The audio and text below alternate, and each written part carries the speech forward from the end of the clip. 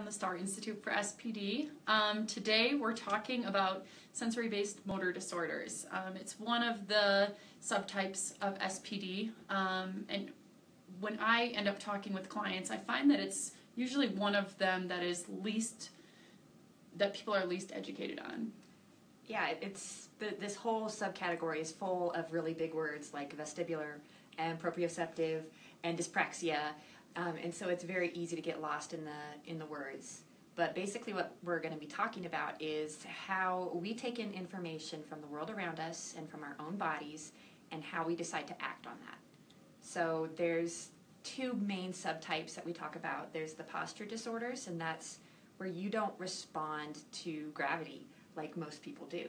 You may feel it too heavily and kind of crush in from it, or you may not feel it at all and feel like you're floating.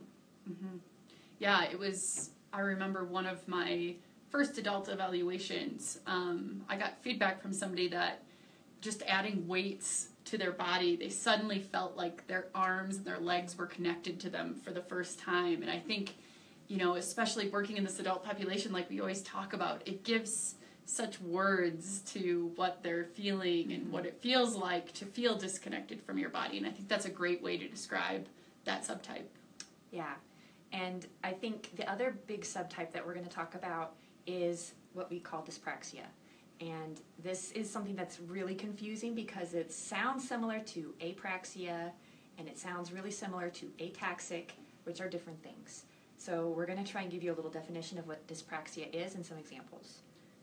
Yeah, so the simplest way that I try to describe it to clients, parents, and families is thinking about praxis in kind of three main areas. First, it's having an idea in order to do something. So when you get up in the morning, you have to have the idea to brush your teeth, then take a shower, and then get dressed.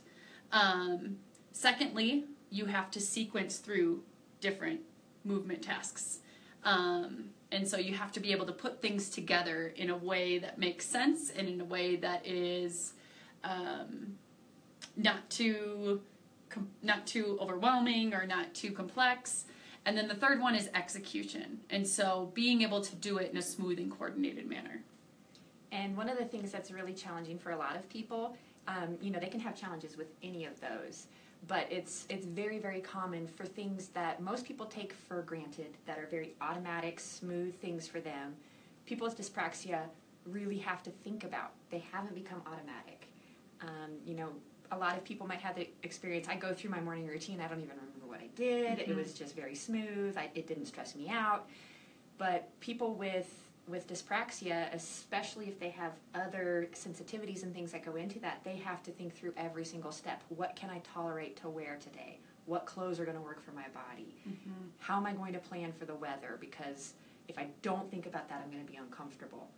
And it's different things that just don't happen naturally. Mm-hmm. And I think that we're just talking about getting ready in the morning. Right.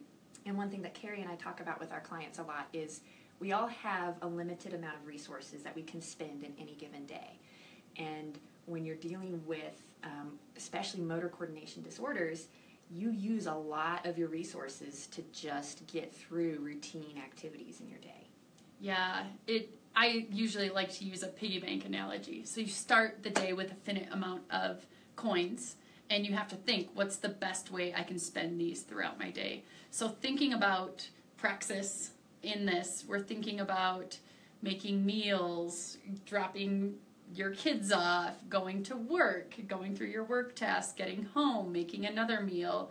And so instead of thinking, how am I going to get through this? I'm going to have to take so many breaks. We often end up sitting with clients and talking to them about how can we conserve your energy and your coins where kind of it's in the best ways.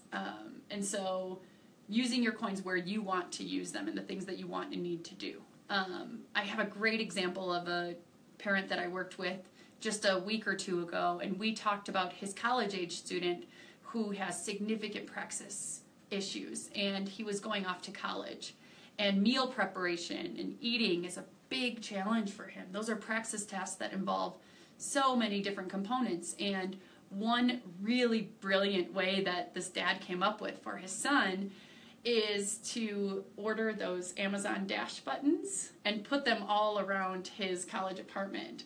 And so the dad found that his kid didn't have to come up with the idea of, oh, I'm out of noodles, I have to go to the store. He didn't have to sequence through, first I have to get on my bike, then I have to go to the store, then I have to search around the store, find these items, and then I have to bring them home, and then I have to cook them. And so something that's worked really well for this family and for this individual was just having the dash buttons at all the different parts. And he's learning that when it gets to a certain point, all he has to do is push this button, and then the groceries show up the next day or 2 days later. And I thought that was such a brilliant kind of praxis hack to use for that adolescent kind of early adulthood population.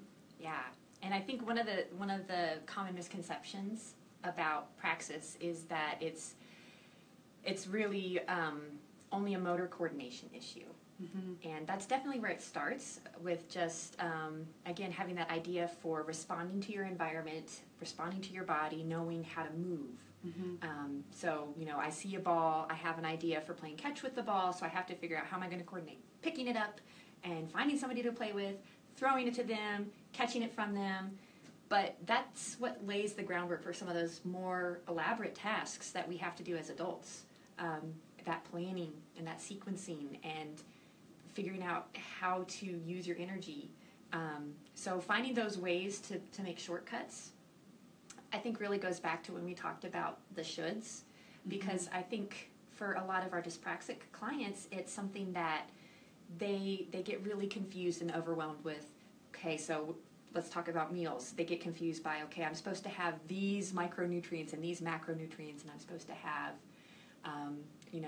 these different kinds of foods in every meal, and it's better if I use organic, whole ingredients, and you start adding so many steps to something that is very necessary for survival, and it becomes so overwhelming that they end up eating Oreos for supper. Right. Because it just becomes to be too much. So it's really tricky to find that, okay, so what should you do and what should you let go? Right. Yeah, and I think, as a lot of times these kind of concerns get labeled as being lazy, or, he never has any energy at night. I never have any energy at night. I just end up laying on the couch and zoning out for the last 3 hours of the day. And when you start thinking about it in terms of having to use more of your energy throughout the day for all of these different tasks, it makes sense why these individuals avoid complex tasks that involve praxis. It's why they prefer sedentary tasks like video games or painting, drawing, things that aren't movement-based.